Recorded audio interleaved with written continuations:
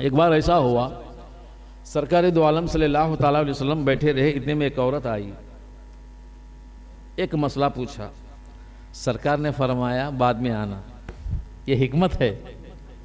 क्या है ये हिकमत बता रहे हैं। सरकार चाहे तो दे दें, चलते चलते फिरते फिरते कई को बोलते बाद में आना, बाद में आना। अब वो आने वाली भी देखें, मैं बारगाह मुस्तफ़ा में आई हूँ, जवाब लेकर जाऊंगी, जवाब लेकर जाऊंगी। दोबारा कहा, फिर सरकार ने फरमाया बाद में आना। अब वो औरत ने कहा, या रसूल अल्लाह मैं बाद में आऊंगी, अगर आप ना हो तो।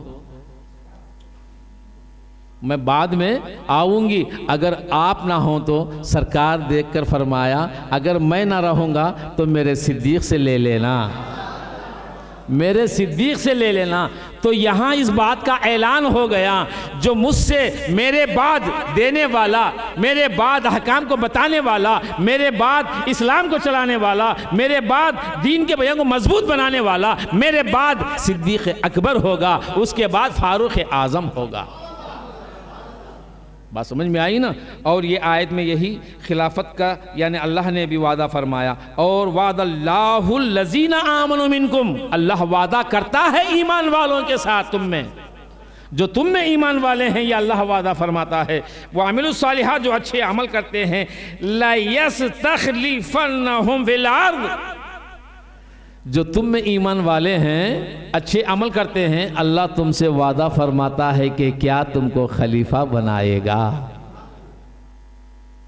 खलीफा उन्हीं में से होगा जो साहिब ईमान हैं, खलीफा उन्हीं में से होगा जो साहिब तकवा और परहेजगार अमल वाले हैं। अब सिद्दीक़ अकबर जैसा अमल वाला कौन है? सिद्दीक़ अकबर जैसा ईमान वाला कौन है? सिद्दीक़ अकबर जैसा सालिह इंसान कौन है? सिद्दीक़ अकबर जैसा नेकियों को सिमेटने वाला कौन है? अल्लाह खुद इस बात का ऐलान फरमा दिया है कि वो साहिब ईमान भी है, वो साहिब ईमान भी है और आमिलुस सालिहात भी है, अच्छे नेक अमल करने वाला भी है, उन्हीं में से खलीफा बनाऊंगा। तो अल्लाह ने सिद्दीक़ अकबर को पहला खलीफा मुसलमानों का बना दिया। ये सिद्दीक़ अकबर रज़ियल्लाहु ताला अन्हु की खिलाफत इसी आयत मुबारका से दलील है। बात शिया हजरात भी ढूंढते हैं कि अबू बकर को खलीफा कौन बनाए। शियों का तरीक़ा है, राफ़ज़ियों का।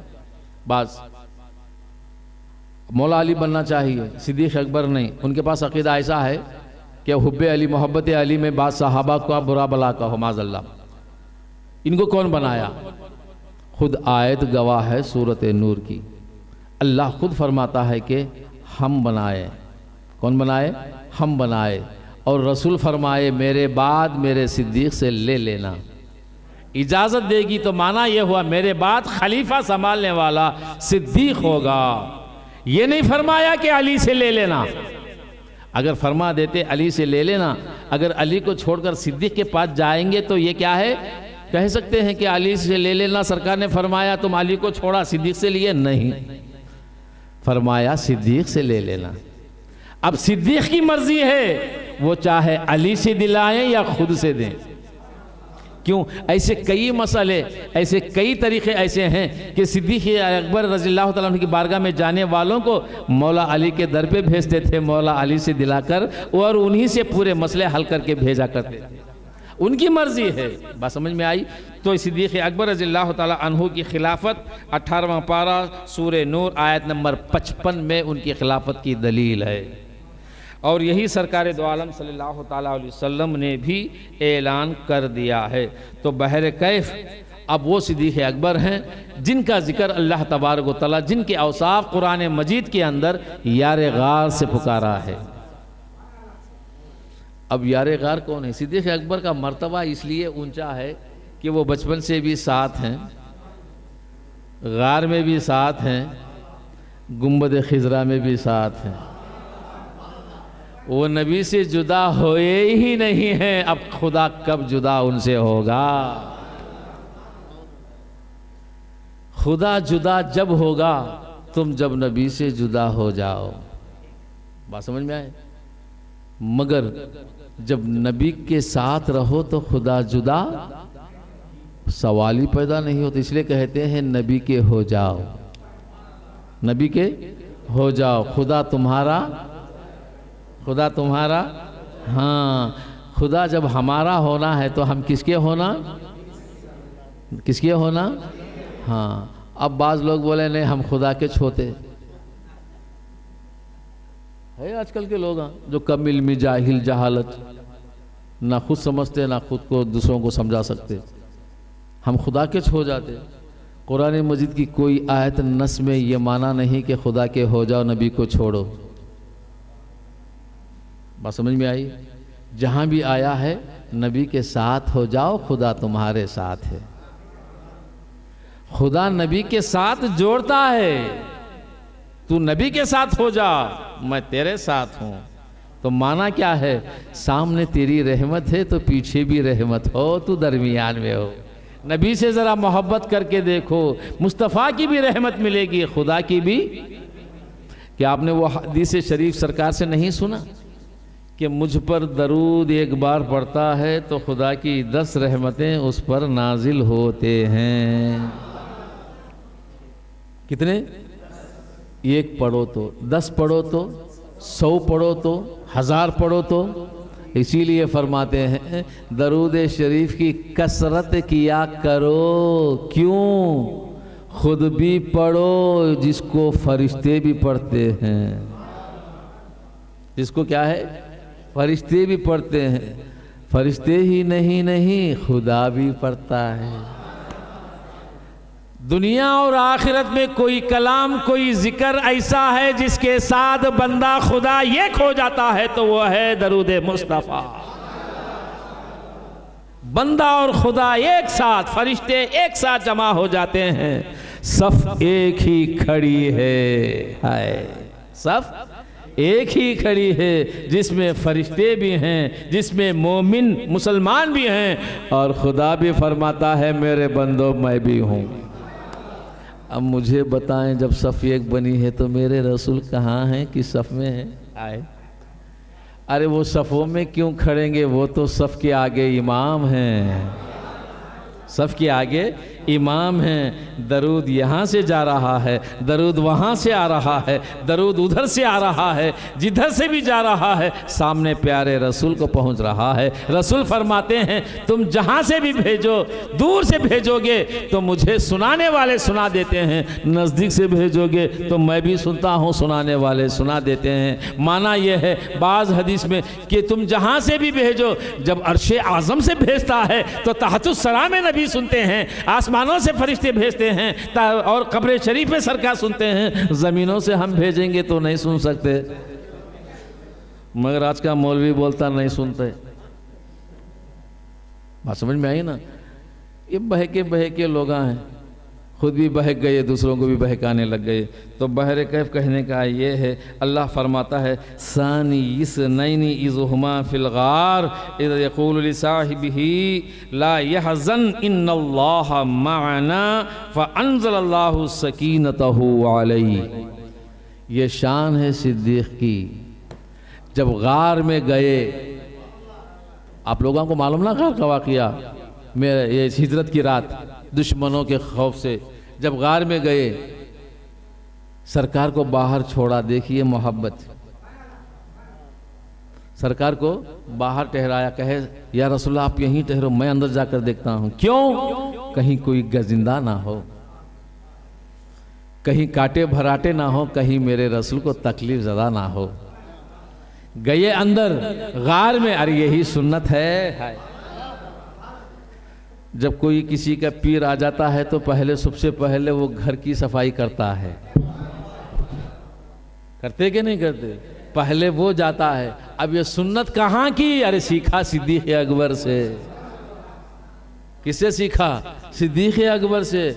जो भी अल्हम्दुलिल्लाह, जो भी तरीक़े अहले सुन्नतुल जमात के हैं, ये सहाबा से अलग नहीं हैं, ये सहाबा से जुड़े हुए हैं। वो तो सिखाने आए हैं, वो तो सिखाने वाले सिखा गए, हम सीखने वाले उसी पर अमल पैरा होते हैं। उसी पर अमल करने वालों का नाम अहले सुन्नत वल जमात है। बात समझ में आई? साफ सुथरा किया, झाड़ा पोछा सब कुछ किया, मगर देखा सारे अंदर गार में सुराखें हैं, इतनी सुराखें। तो सिद्दीक़ अकबर ने देखा सुराखें इतनी बढ़ गई, तो क्या किया जाए, कोई कीड़ा पतिंगा अंदर ना हो, कोई गजिंदा अंदर ना हो।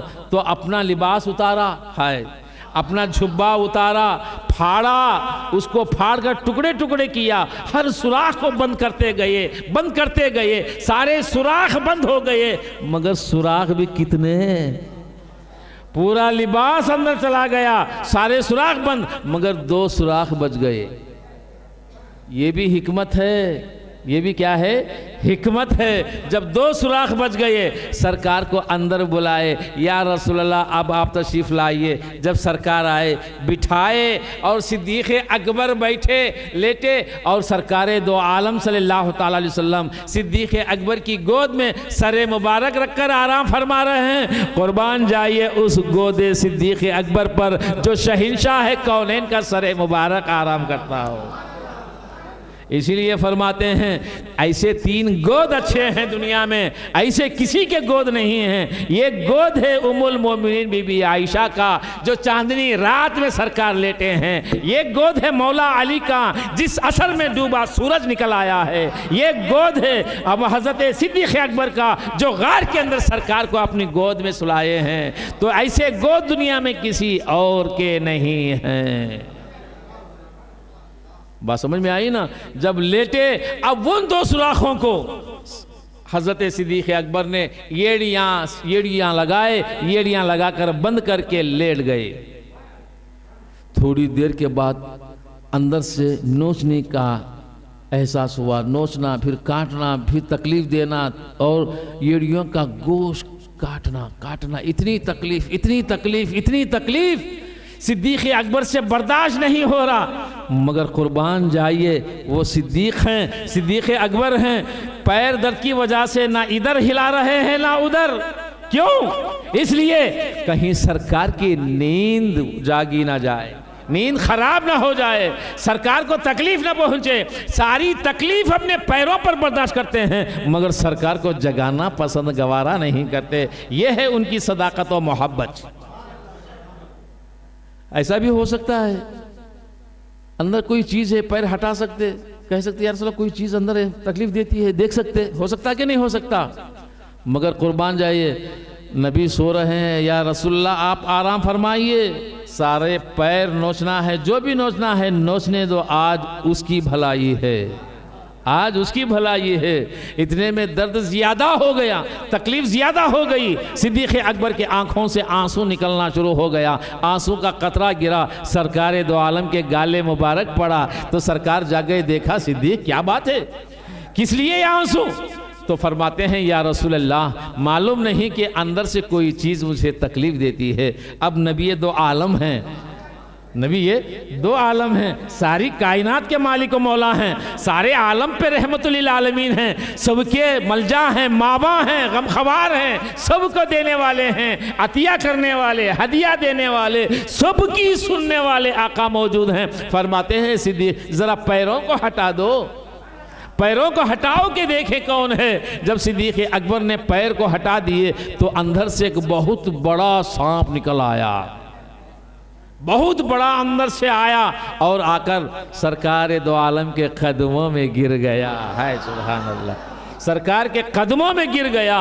गजिंदा है, सांप है, तकलीफ देने वाला है, काटने वाला है, मगर सरकार के कदमों पे गिर गया है। क्या बात है, ऐ गजिंदे, तू तकलीफ देने की बजाय सरकार के कदम को चूम रहा है, बोसा दे रहा है, कदमों पे पड़ा है। माना क्या है? तो हदीस शरीफ में आता है, रिवायत में आता है कि एक बार हज़रत ईसा अला नबीना सलातो तस्लीम ने अपनी कौम में वाज़ो नसीहत करते हुए हमारे नबी की शान बयान कर रहे हैं। आए सुभान, हमारे नबी की शान बयान कर रहे हैं। फरमाया कि एक उम्मी लक़बी आएगा जिसका नाम मोहम्मद होगा, वो फ़लाने अरब में आएगा, फ़लाँ वादी में आएगा, वहाँ